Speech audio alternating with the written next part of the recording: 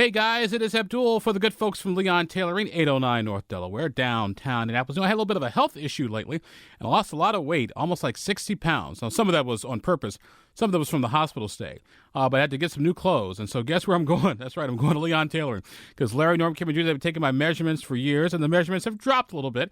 And so they'll take care of me, just like they'll take care of you. So swing on by Leon Tailoring. Don't tell me you lost weight. They'll be able to tell if you have or not. Leon Tailoring, 809 North Delaware, downtown Indianapolis. Good afternoon. I'm Rebecca Patrick, Senior Vice President of Communications and Marketing for the Indiana Chamber of Commerce. Thank you for joining us today to learn the highlights of our brand new water study. Each media member should have been given access to record. If we missed someone, please let us know in the chat feature. Back in 2014, the Indiana Chamber commissioned a study on the state's water supply to provide an account of that resource. Today, through our Indiana Chamber Foundation, we are releasing a follow-up research entitled Water Policy and Planning, a 10-Year Update. As with the first effort, the study was prepared by Intera Incorporated, which has a location in Bloomington. Jack Whitman served as project leader on the study and is vice president and principal water resource hydrologist for Intera. To kick things off about the new research, let's hear first from Greg Ellis. He's the Indiana Chamber's General Counsel and Vice President of Energy and Environmental Policy, as well as Federal Relations. Greg? Good afternoon, everybody.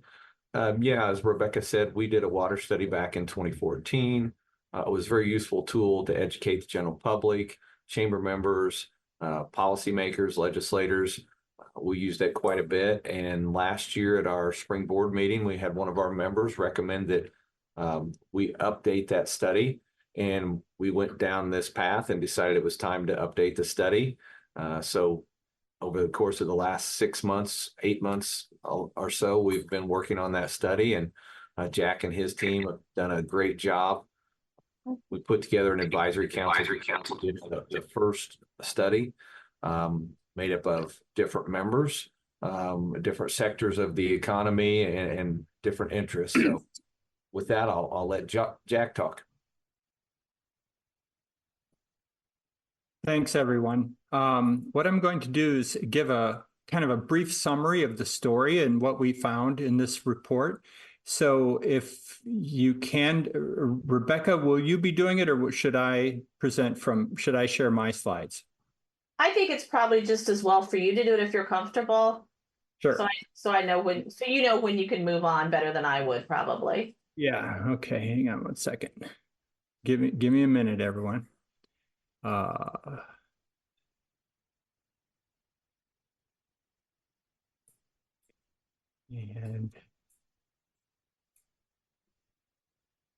after Jack goes through his slides, we'll have an opportunity for everybody that has questions to ask questions. So,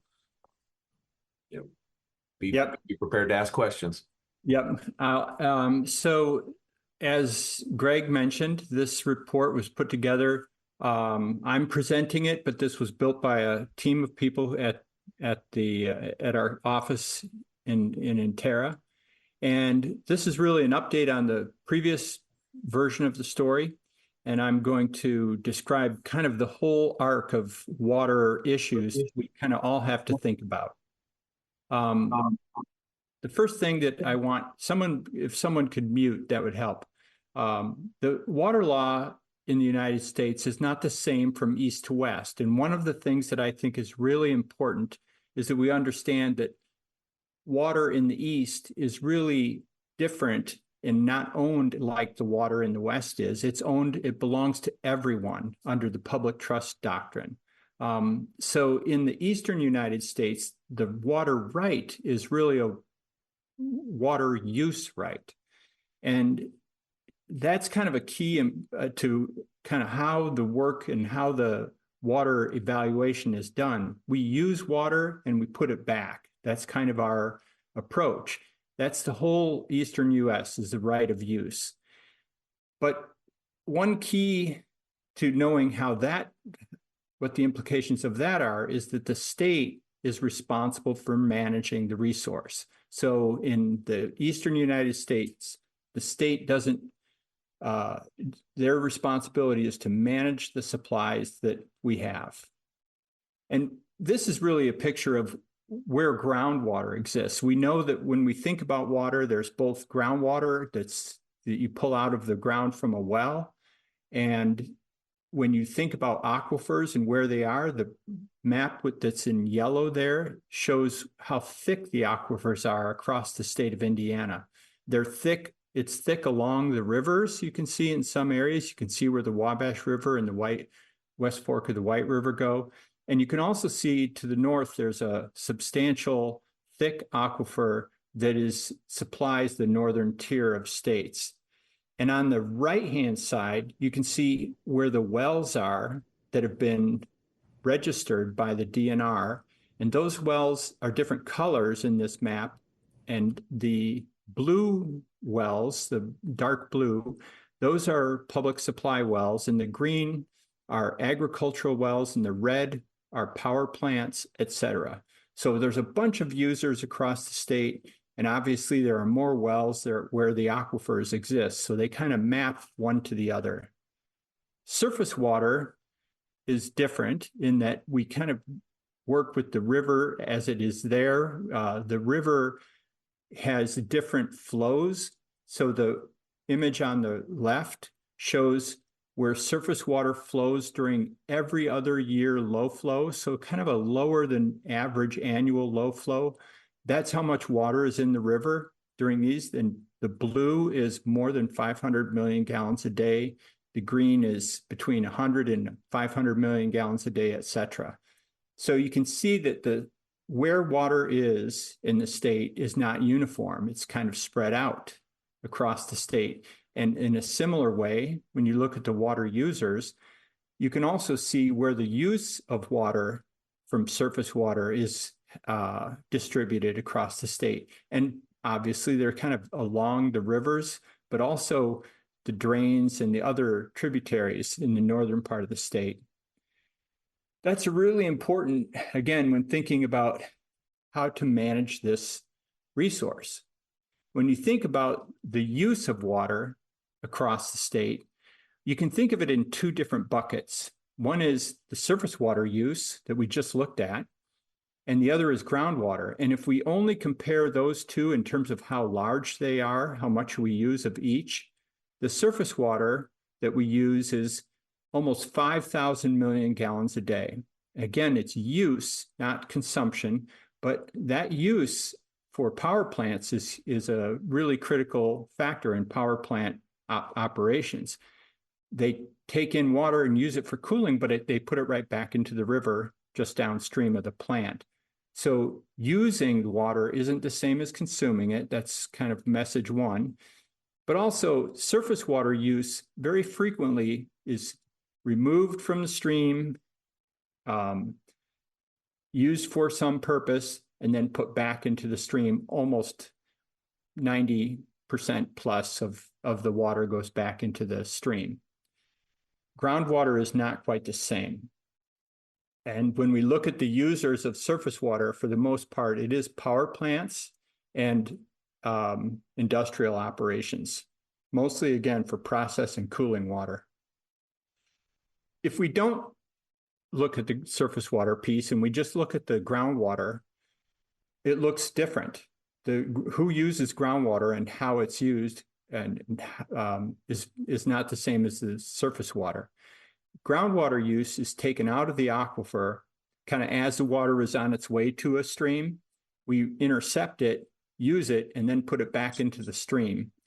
And the users are different too. So for groundwater, more than half of the water is used by public water supplies. And I should have pointed out that surface water supplies some public water supply as well. And that includes Indianapolis as a surface water system, has a lot of treatment plants, et cetera, for surface water. But groundwater is used by most of the smaller communities around the state. So almost 350 million gallons a day is used for public supplies, and 150 million about is used for irrigation, and smaller fractions for the other users. So how do we manage this? This is a real question that the state has to ask. these questions are the reasons people are wondering how much water is there and do we have enough? And these questions, for example, how much water can be pumped from aquifers during seasonal and long-term droughts? The answer varies depending on where you are within the state, but that's a question that everyone wants to know. That's a critical question for using the supply. How much water will be needed to satisfy growth? Well, obviously that depends on your growth rates, et cetera, and what you how much you use, but that's an important question for all communities. How much information and data are needed to manage the changes in the resource? That's a new thing too. We're just getting more sophisticated about how to inform ourselves about the consequences of use. And is water quality, will that affect the availability of new supplies? I mean, will contamination alter what the options are? And how can state agencies coordinate to manage the data for the resource? All of these questions are addressed in the world of water management.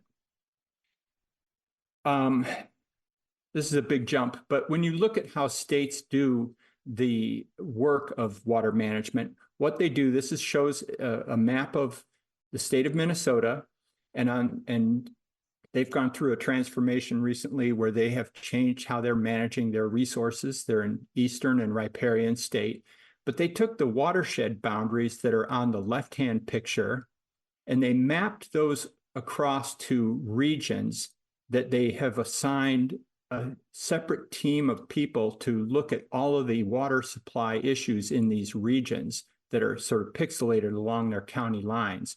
They roughly correspond to the watershed map, but not directly. And they help the people in each of these regions define for themselves the issues and their goals that they have for water management. And this similar approach is being used in Texas. It's being used in all across the United States. And this is kind of the approach that we think makes sense for the state of Indiana, to create and have regions that then can be evaluated independently. So water planning in Indiana is something that has begun, but let's look at what is going on today. Currently, there are completed and some ongoing water availability investigations.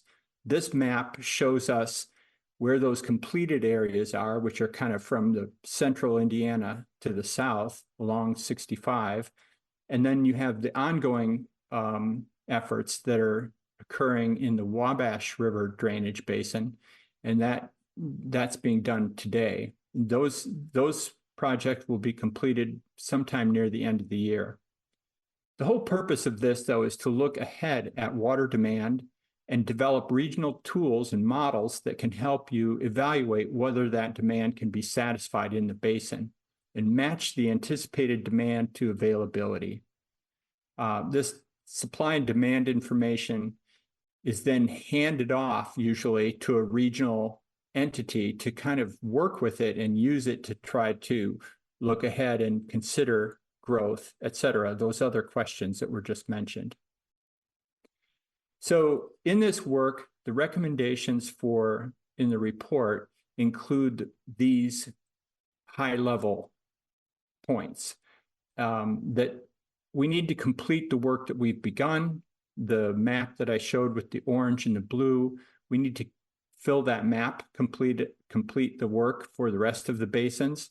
So we need to go north of there and to the east and west to better understand water supply in all the state. We need to define some kind of continuous funding options, because this work will take years and it will take some kind of steady funding method to make sure that these regions can be evaluated and completed across the state. We need to define and describe a planning structure so that the regions are not, they're looking at the specific problems that they're having in each region. Again, they are not the same from the north to the south. There are completely different circumstances and users. So when we define the regional planning structure, that will help everyone see their place basically in the process. And we have to have regional planning teams defined. This again follows the work of the state. The state is really doing the inventory, and the regions will actually do the work to evaluate and make decisions about how to use that water. And then the state can pull together all the pieces that are in each of these regions, these regional plans, to create a state water plan from that. And I'm just going to show a few slides to illustrate those points. This water management process is really, again, modeled on other states, what they're doing, but the state here is in green at the top, and they would be the ones the state would collect the data and do the investigations and hand that off to the regions, and the regions then would work within their committees to actually come up with plans for water use, and then look at all of the implementation issues and how that would actually work, and make recommendations for projects within each region. So if we looked at all those different regions, there might be whatever, 7 here, but some number, they all would feed their results back to the state for the state to pull it together as the state water plan. So the state water plan is a collection of regional plans that have been developed by the people in the area and the users of water, not by the state, but the users themselves, using data that's provided by the state. And if we were to get really more granular, we can see how the green again is the state work. That's what's being done now on the top line. The state has funded these regional assessments, and it's going to continue, or we hope it will continue. After that work is done, it will be handed off to the regional entities that have not yet been formed. Those regional entities would look at all of the questions of the environment, the economic development questions, all of the issues that come up within the region, and make decisions on preferred options, develop infrastructure plans, etc. All of those efforts would then be documented and produced as a regional plan that would roll up into the state water plan. And with that, Greg is going to talk a little bit more about where the chamber is going to head from here. Thank you, Jack. Before we take any questions, one of the things I wanted to say is, that the Indiana Chamber has prioritized the state having superior infrastructure and energy through its latest visioning plan for the state, our strategic plan, and that's called Indiana Prosperity 2035. The specific water goal is to invest in a framework and planning to address fresh and wastewater needs on a statewide basis and regional basis to meet current and future demand for economic development. We believe this study offers the guidance to help us get there. It looks at the current water levels and what legislators and planners can do to that to ensure that the state is in the strongest future position possible. Between now and the start of the legislative session, we'll be meeting with the key policymakers to go over the research and to help shape policy as we move into 2025. The Indiana Chamber also will be reaching out to local chambers and government officials across the state to share this study and provide this information, especially in communities that feel like they're impacted by this. With that, let's open it up for questions. And if you have a question, just please let us know in the chat panel or raise your hand.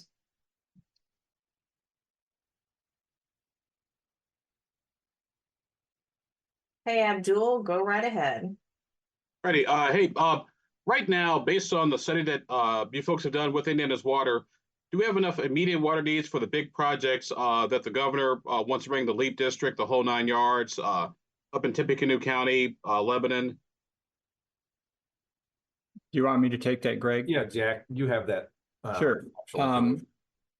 Those studies that the state is working on right now have not been completed, and those pieces of work are going to help answer the question that you asked, because the question is about how much water is there in the basin, and how much would any proposed withdrawal affect that total. So the answer is not yet. I mean, we don't know yet because that is not yet finished.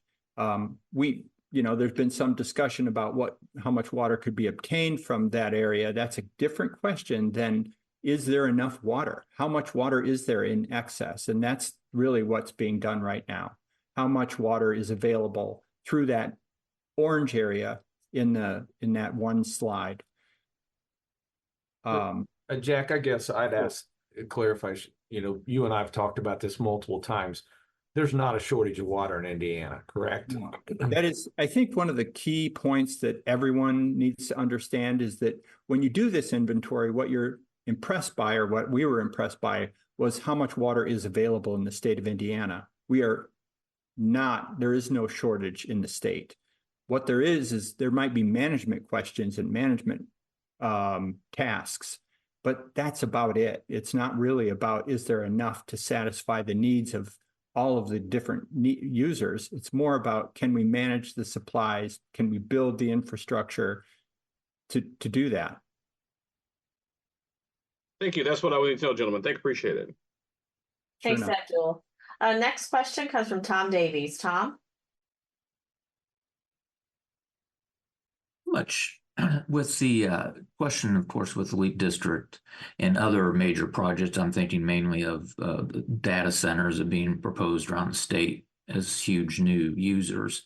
How much currently is water being shipped around to different parts of the state? I think there's not a good feeling amongst the people on how much that is done already through pipelines or other situations. Can you elaborate on that some?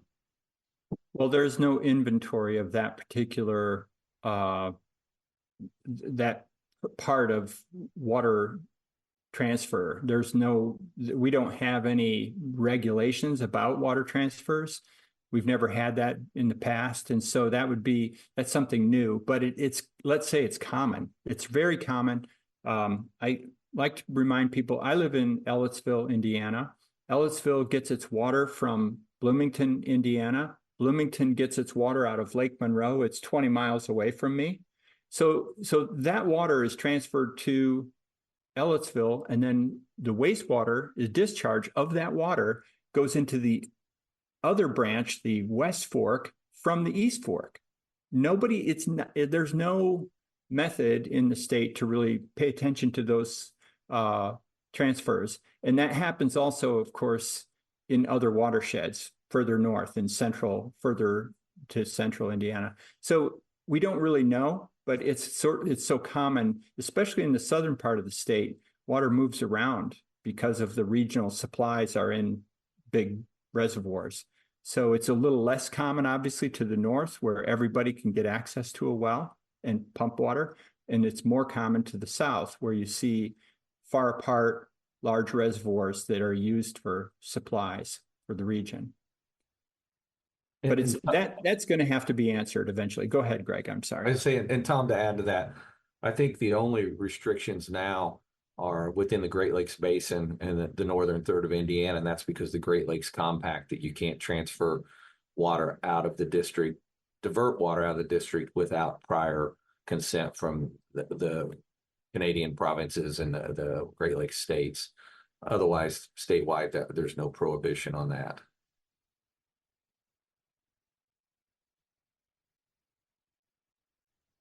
Did that answer your question, Tom? Could you also elaborate on the question with data centers adding into the whole distribution, taking more? That's obviously going to be a big demand coming up in coming years. Right. There are many new economic development opportunities, including those data centers, et cetera. And each of the regions of the state would address the specific proposals that are being made in that area. So just like right now, the areas in the Kankakee River drainage basin, that area has to pay attention to its own proposals and users. So if you're in the Kankakee Basin, you want to know about the proposals that are going in that area.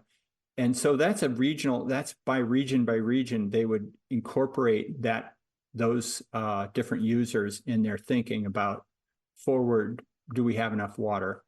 So at the regional scale, with the information that the state provides and then the local feedback that they get from the different proposals, they can look at which of these options is best. Do we have enough water in that location? So at the regional scale, that question would be answered.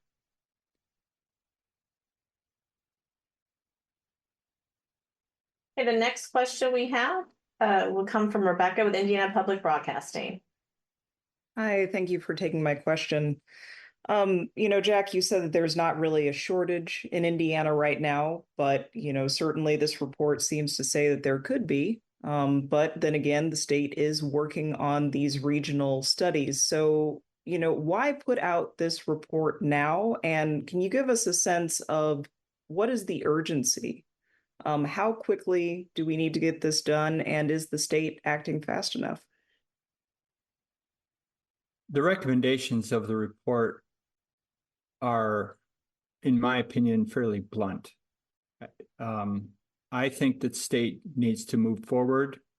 On the other hand, I'm kind of recognizing the fact that the state is moving forward. So it seems to me that we're in kind of a perfect situation where the state is going in the right direction. All of these steps that we've taken in this time between the first report and this one, where each of these ideas has been tried out, like how do we look at regions? How do we evaluate water availability? We didn't really have a method before. So now there's at least methodologies to say, this is how much we think there is available. So all of these steps have been taken in order for this to be a statewide effort. So it's my opinion that it's urgent, but the scale of the problem, it still means it's going to take probably another 5 to 10 years to finish this work. And 5 years or less to get these regions have to be stood up over the next few years. The time really has a lot to do with how much funding and urgency that the legislature sees. And I think that the one good thing about the LEAP project was that it helped people see why what we're doing today might not be enough. So it helps us see what other things can we do to make sure that we already anticipated these questions and we're ready with information and data. And to add to that, I think you asked about the timing, like the Chamber Foundation decided to move forward with the study because it had been 10 years since our first study and we'd had a number of successes in that time frame. And we thought it was important to update that information. So we decided to move forward with this project, and I'm glad we did. Just briefly, if I could, I don't know if I'm allowed a second question. You're free to veto it, but I thought that the Brookville Reservoir was a very interesting point. Can you talk a little bit about that reservoir and how it could be used? Sure. The Brookville Reservoir is one of 3 that were built.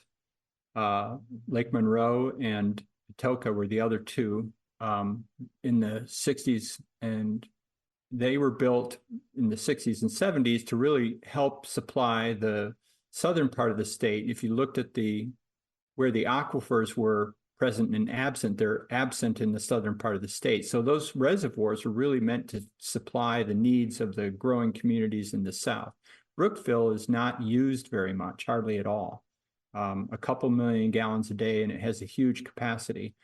So there's an opportunity basically near Brookville. But until the different infrastructure was there, and really there needs to be growth. So there has to be a proposal near there to work with in that area to really use that water, which sits available basically for any user. So that's really, it's a project that shows how you can anticipate needs, and maybe you're not seeing the right things happening in that time frame.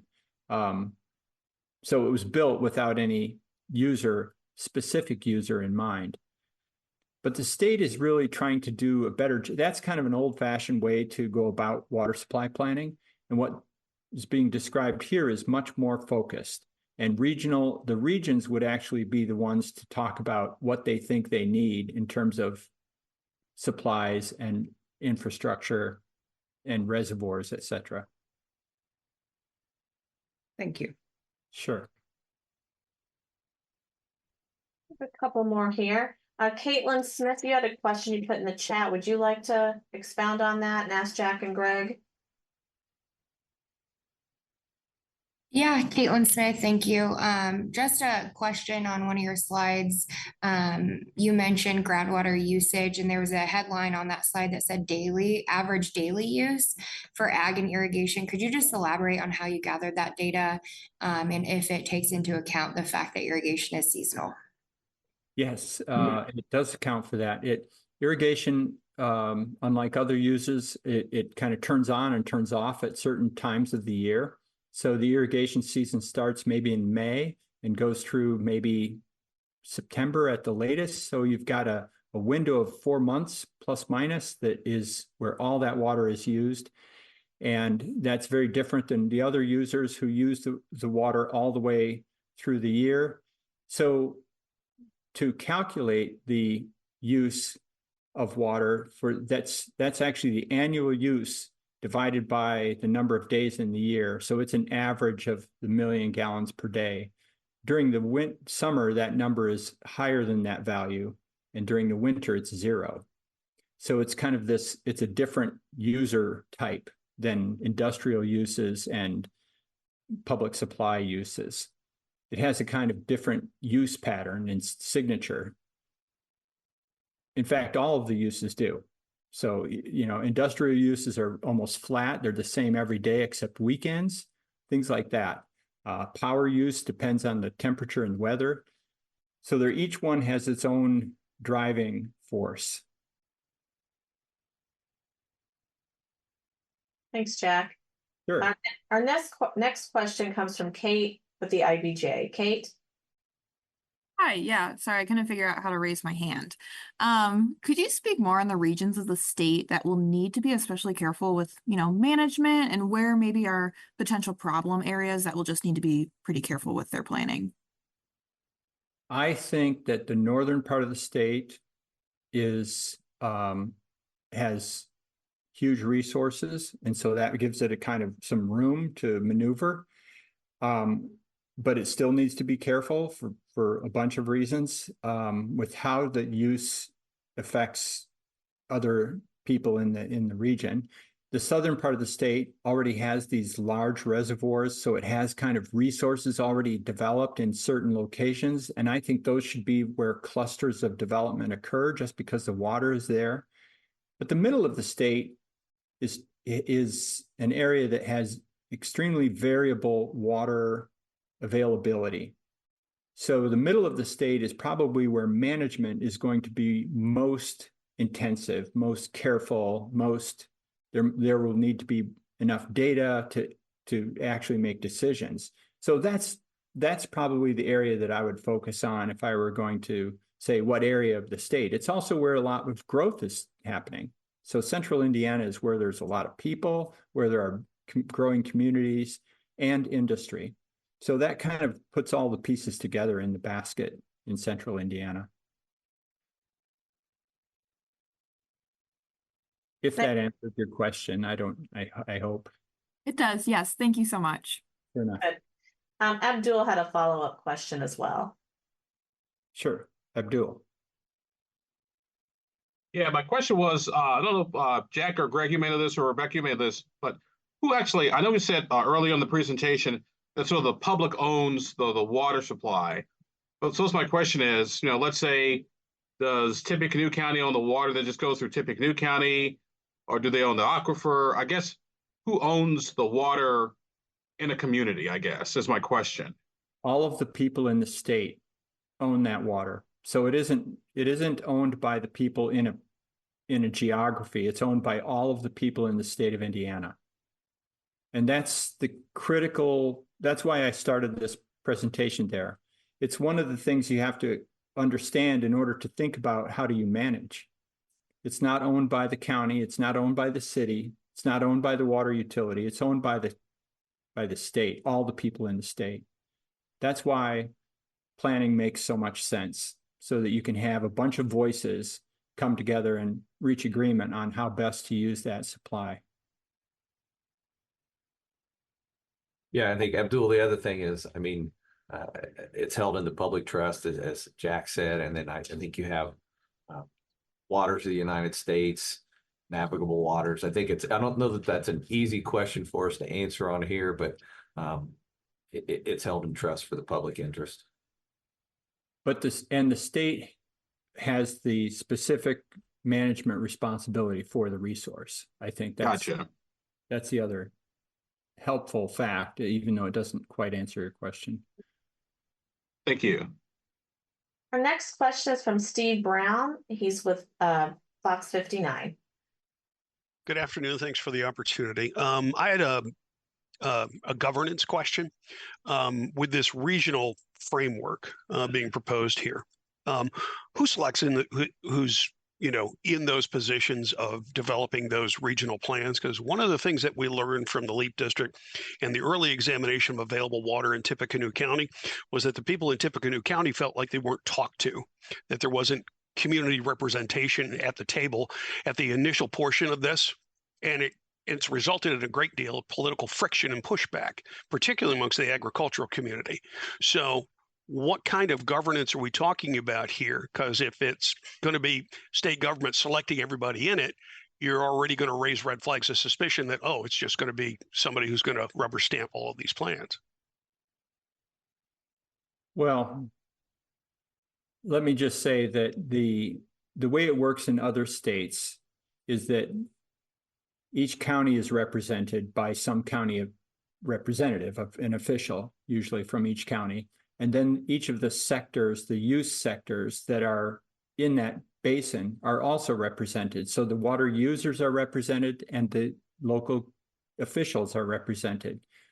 So the region is made up of the people who are the decision makers in the region in general, the water users, as well as the governance people in that region.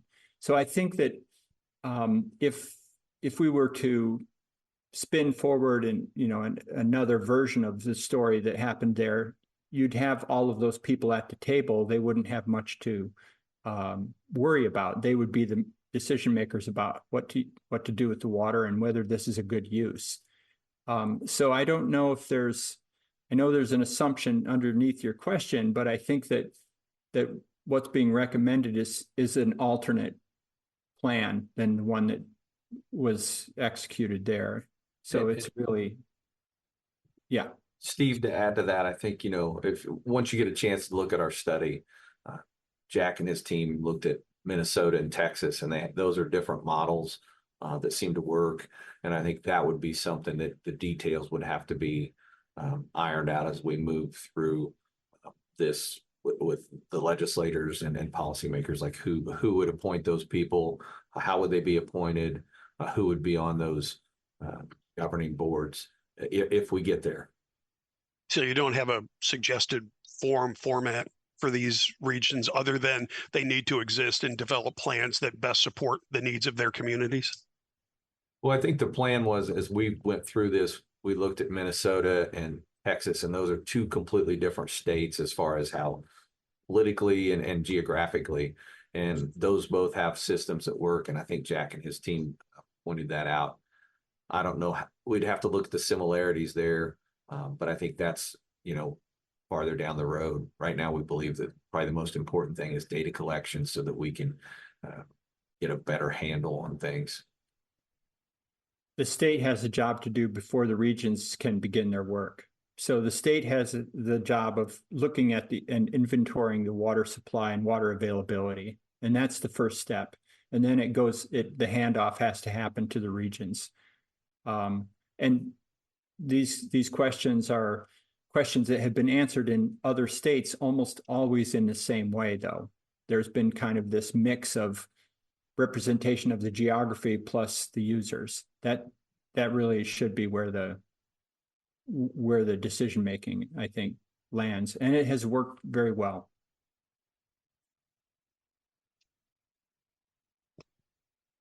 Thank you.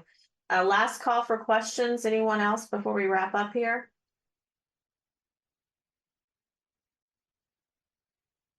I'll just say one other thing. Everyone Sure. knows that this is case.